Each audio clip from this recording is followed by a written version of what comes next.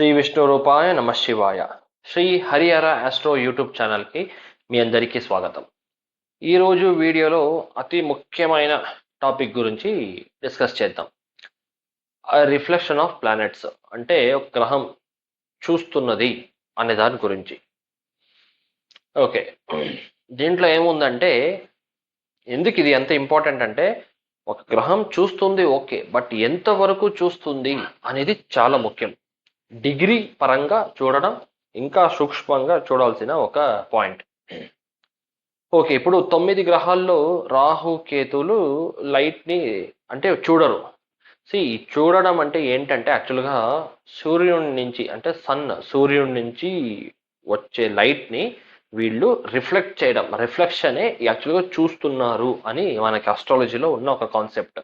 ఇప్పుడు గురువు చూస్తున్నారు, శుక్రాచార్యులు చూస్తున్నారు అంటే సూర్యుడి నుంచి వచ్చే లైట్ని వాళ్ళు అబ్జర్వ్ చేసి దాన్ని రిఫ్లెక్ట్ చేయడమే, అంటే ఒక మిర్రర్గా దాన్ని రిఫ్లెక్ట్ చేయడమే యాక్చువల్గా చూస్తున్నారు అని లెక్క. అదే చూడడం అంటే. చూస్తున్నారంటే మనం నార్మల్గా ఐస్ ఒక కళ్ళు ద్వారా చూసినట్టు చూడడం కాదు, అది లైట్ ఒక రిఫ్లెక్షన్ అది. ఓకే, సో 9 గ్రహాల్లో రాహు కేతు వాళ్ళు రిఫ్లెక్ట్ చేయరు, వాళ్ళు లైట్ని లాక్కుంటారు అంతే. ఏ గ్రహాలు వాళ్ళకి చూసినా కూడా వాళ్ళు ఆ రిఫ్లెక్షన్ వాళ్ళు తీసుకుంటారు అంతే తప్ప వాళ్ళు దాన్ని వదలరు, ఎందుకంటే వాళ్ళు డార్క్ ప్లానెట్స్, షాడో ప్లానెట్స్ అన్నట్టు. సో మిగతా 7 గ్రహాల్లో 4 + 3 దీంట్లో కూడా తేడా ఉన్నాయి.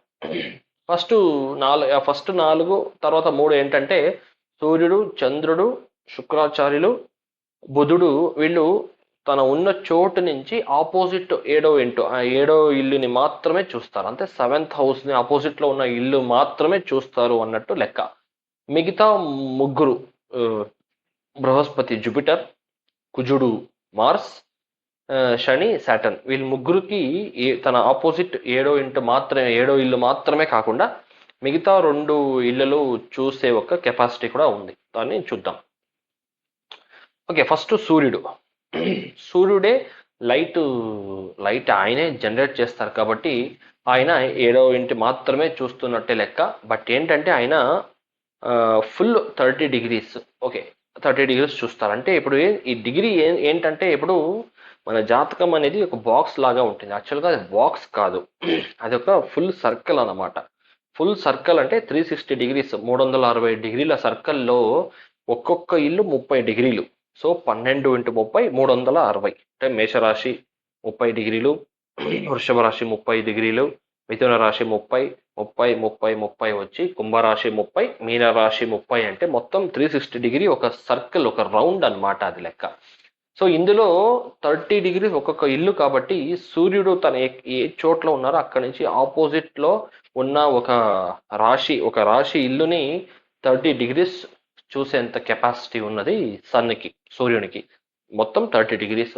ఇందులో కూడా చాలా సూక్ష్మంగా చూడాలంటే ఆయన ఆ ఇంట్లో ఎన్నో డిగ్రీలో ఉన్నారో అక్కడి నుంచి right side 15 degrees, left side 15 degrees చూస్తున్నారు అన్నట్టు లెక్క. అంటే ఆయన ఒక ఇంట్లో సెంటర్ ఆఫ్ ది హౌస్లో, సెంటర్ ఆఫ్ ది ఆ ఇల్లులో ఉంటే స్ట్రైట్ ఆపోజిట్లో ఉన్న ఇల్లుని మొత్తం ఇటువైపు 15, ఇటువైపు 15, 15 డిగ్రీస్, 15, 15 చూస్తున్నారు అంటే మొత్తం ఇల్లు కవర్ అయిందని లెక్క. అదే ఆయన ఎండింగ్లో ఉన్నారు, ఓకే ఆ రాశి వదిలి ఇంకా వెళ్ళే స్టేజ్లో ఉన్నారు, ఒక 28 డిగ్రీలో ఉన్నారంటే ఆ 28 డిగ్రీ నుంచి ఇటువైపు 15 డిగ్రీలు, ఇటువైపు మిగతా 2 డిగ్రీలు మాత్రమే చూస్తున్నారు అన్నట్లు లెక్క. మిగతా 13 డిగ్రీలు ఇంకొక ఇల్లుకి రిఫ్లెక్షన్ పడదు అన్నట్టే దాన్ని మనం కన్సిడర్ చేసుకోవాలి. సో ఓకే, ఇంకా పర్టికులర్గా ఎక్స్ప్లెయిన్ చేస్తూ పోతే వీడియో లెంత్ అవుతుంది. So simple 15 degrees, 15 degrees, so 30 degrees. Next చంద్రునికి మాత్రం ఒక ఇది ఏంటంటే ఆయన శుక్లపక్షంలో ఉన్నారా, కృష్ణపక్షంలో ఉన్నారా అనేది చాలా ఇంపార్టెంట్. అంటే ఆయన పెరుగుతూ ఉన్నారా, క్షీణిస్తూ ఉన్నారా అని చూడడం చాలా ఇంపార్టెంట్. సో ఆల్మోస్ట్ ఒక పౌర్ణమి చంద్రుడు 16 డిగ్రీలు అంటే 16 డిగ్రీస్ ఒక రిఫ్లెక్షన్ ఉంటుంది అని లెక్క. అంటే ఉన్న చోటు నుంచి ఇటువైపు 8, ఇటువైపు 8, 16 డిగ్రీలు చూస్తున్నారు అని లెక్క. ఇది కూడా చంద్రునికి మాత్రమే ఆయన ఏ తిథిలో ఏ స్టేజ్లో ఉన్నారు అనేది చూసుకోవాలి. నెక్స్ట్ శుక్రాచార్యులకి 12 డిగ్రీస్, అంటే ఇటువైపు 6, ఇటువైపు 6. తను ఉన్న చోటు నుంచి 6 డిగ్రీలు ఆయన చూస్తున్నారు అన్నట్టు లెక్క. ఎగ్జాంపుల్ ఇప్పుడు ధనుస్సు రాశిలో శుక్రాచార్యులు ఉన్నారంటే తన స్ట్రైట్ 7వ దృష్టి ఇటువైపు ఉన్న మిథున రాశి పైన ఆయన ఆయన ఒక రిఫ్లెక్షన్ దృష్టి ఉంది అన్నట్టు లెక్క. ఇందులో ఆయన ఎక్కడ ఉన్నారో, ఏ డిగ్రీలో ధనురాశిలో ఉన్నారో అక్కడి నుంచి ఇటువైపు 6 డిగ్రీలు, ఇటువైపు మొత్తం 12 డిగ్రీలు చూస్తున్నారు అన్నట్టు లెక్క తీసుకోవాలి. ఆ 12 డిగ్రీలు, సో ఒక ఇంట్లో 30 డిగ్రీలో ఉన్న ఒక ఇంట్లో 12 డిగ్రీలు మాత్రమే ఆయన ఒక రిఫ్లెక్షన్ పడుతుందంటే మిగతా డిగ్రీస్లో, మిగతా స్పేస్లో ఆయన ఒక రిఫ్లెక్షన్ అయితే చూపు లేదన్నట్టే దాన్ని మనం లెక్క తీసుకోవాలి. నెక్స్ట్ బుధుడు, మెర్క్యూరీ 8 డిగ్రీస్, అంటే 4+4 8 డిగ్రీస్ ఫర్ మెర్క్యూరీ. ఉన్న చోటు నుంచి ఆపోజిట్ 7th హౌస్కి 8 డిగ్రీస్ ఒక రిఫ్లెక్షన్ ఉంటుంది అని. నెక్స్ట్ బృహస్పతి, గురు. ఈయనకేంటంటే ఓకే, ఫస్ట్ 4 అయిపోయింది. సూర్యుడు, చంద్రుడు, శుక్రాచార్యులు, బుధుడు, వీళ్ళు 7th హౌస్ మాత్రమే చూస్తారు. సో సూర్యుడు 30, చంద్రుడు దాదాపు పౌర్ణమి తిథి, పౌర్ణమిలో ఉంటే 16 డిగ్రీలు, లేదంటే డే బై డే అది రిఫ్లెక్షన్ ఒక కెపాసిటీ తగ్గుతుంది అన్నట్టు లెక్క. అంతే, ఇంకా మరుసటి రోజు ఇంకా రిఫ్లెక్షన్ ఉండదు అని కాదు. ఆ 16 డిగ్రీలు ఒక రిఫ్లెక్షన్ తగ్గుతా వస్తుంది. సో చంద్రుడు 16, శుక్రాచార్యుల వారు 12, బుధుడు 8.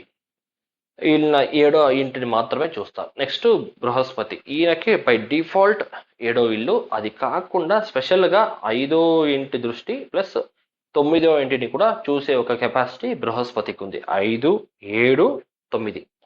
ఈయనకి డిగ్రీ ప్రకారంగా చూసుకుంటే 10, 10, 10, అంటే ఈ 5వ ఇంటికి 10 డిగ్రీలు, 7వ ఇంటికి 10 డిగ్రీలు, 9వ ఇంటికి 10 డిగ్రీలు చూస్తున్నారు.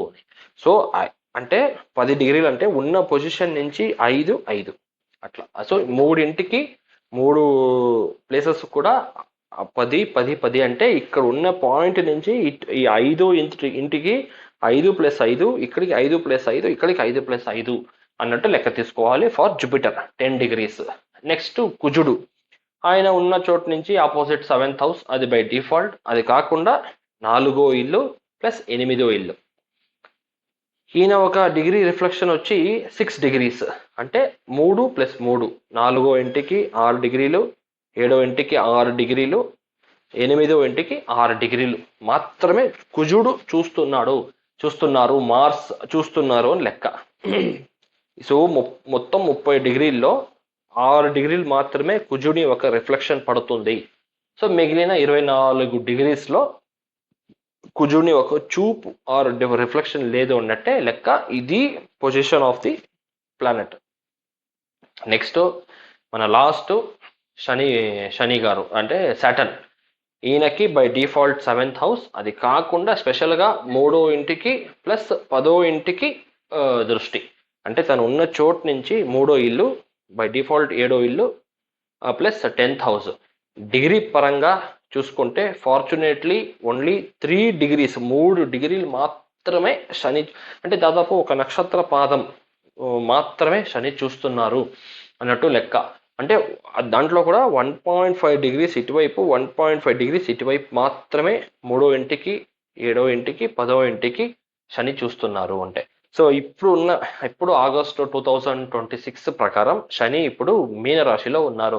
సో మీనరాశి నుంచి తన 3వ దృష్టి వృషభ రాశి, 7వ ఇంటి దృష్టి కన్యా రాశి, 10వ ఇంటి దృష్టి ధనుసు రాశి పైన పడుతుంది. సో ఇక్కడ మొత్తం శని చూస్తున్నారు అని కాదు, కరెక్ట్గా 3 డిగ్రీ, ఒక నేరో బ్యాండ్. సో ఈ ఒక చిన్న బ్యాండ్లో మాత్రమే శని చూస్తున్నారు అని లెక్క. సో ఈ వృషభ రాశిలో ఆయన ఉన్న పొజిషన్ ఎగ్జాక్ట్ డిగ్రీ నుంచి 3 డిగ్రీల మధ్యలో ఏదైనా ఒక గ్రహం ఉందంటే ఆ గ్రహాన్ని మాత్రమే శని చూస్తున్నారు. దాన్ని దాటేస్తే ఆయన ఒక రిఫ్లెక్షన్ అక్కడ లేదు, అంటే ఆ గ్రహం పైన లేదు అని లెక్క. బట్ ఆ ఇంటికైతే ఆ రిఫ్లెక్షన్స్ ఉంటాయి, అది కూడా ఆ 3 డిగ్రీలు ఒక సూక్ష్మమైన ఒక దృష్టి మాత్రమే. సో ఇది చాలా చాలా ఇంపార్టెంట్. అంటే అస్ట్రాలజీలో ఒక గ్రహానికి నిజంగా ఇంకొక గ్రహాన్ని ఒక రిఫ్లెక్షన్, అంటే చూపు పడుతుందా లేదా అని. ఎందుకంటే ఇప్పుడు మనకి ఇప్పుడు రాహు దశ నడుస్తుంది అనుకోండి. ఈ రాహు దశకి అంటే మన జాతకంలో రాహు పైన గురువు ఒక దృష్టి ఉందని మనం అనుకుంటాం. ఓకే, అంటే గురువు ఉన్న చోటు నుంచి 9వ ఇంట్లో రాహు ఉన్నారంటే మనము జనరల్గా ఓకే గురువు చూస్తున్నారు రాహు బాగానే ఉంటుంది అని అనేది బై కామన్, అది బేసిక్ అది. బట్ ఇక్కడ ఆయన గురువు ఇక్కడేమో సెంటర్ ఆఫ్ ది హౌస్ లో ఉన్నారు, ఒక 14, 15, 16 డిగ్రీలోనే ఇక్కడ ఉన్నారు. బట్ అక్కడ చూస్తే ఆయన 9వ ఇంట్లో ఆయన లాస్ట్ అంటే ఆ రాశి యాక్చువల్గా ఒక ఎంట్రన్స్, అది అంటే 28th డిగ్రీలో రాహు ఉన్నారంటే గురువుది ఒక రిఫ్లెక్షన్ యాక్చువల్గా రాహు పైన పడడం లేదు అన్నట్టే నిజంగా చూడాలి. అప్పుడు మనకు అర్థమవుతుంది రాహుకి బృహస్పతి ఒక శుభత్వం అనేది ఉందా లేదా అని. అదే రాహు కూడా ఒక 15, 16, 17, 19 అంటే ఈ 10 డిగ్రీస్ జోన్లో ఉన్నారంటే ఓకే గురువు ఒక 9వ దృష్టి రాహు పైన పడుతుంది, సో రాహు శుభత్వంగా ఉన్నారు అన్నట్టు లెక్క. అందుకే దీన్ని కరెక్ట్గా డిగ్రీ ప్రకారం చూడాలి. అందుకే ఈ వీడియో చాలా ఇంపార్టెంట్. సో ఇలాంటి ఇంపార్టెంట్ టాపిక్స్లో మళ్ళీ మనం ఇంకొక వీడియోలో కలుద్దాం. ఇంతవరకు ధన్యవాదాలు.